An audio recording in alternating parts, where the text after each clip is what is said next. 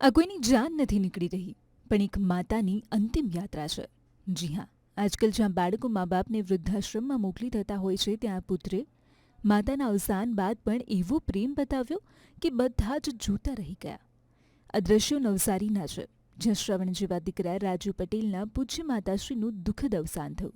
સામાન્ય રીતે અંતિમ યાત્રામાં ચારે તરફ શોકનો માહોલ હોય છે, પરંતુ આ પુત્રએ પોતાની માતાના જીવનભરના પ્રેમ, અગણિત ત્યાગ અને આપેલા સંસ્કારોને અનોખી રીતે સલામ કરવાનું નક્કી કર્યું.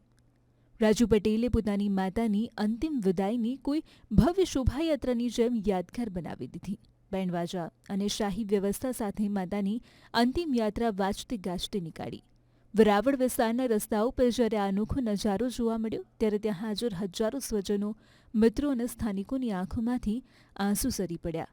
લોકો એક જ વાત બોલતા હતા કે જીવતે જીવ માતા પિતાની સાચી સેવા કરવી અને વિદાય સમયે આવું સન્માન આપવું એ જ આ ધરતી પરનો સૌથી મોટો પુત્રધર્મ છે. આ કરુણ અને સન્માનજનક વિદાયના વિડીયોએ સોશિયલ મીડિયા પર લોકોના દિલ જીતી લીધા છે.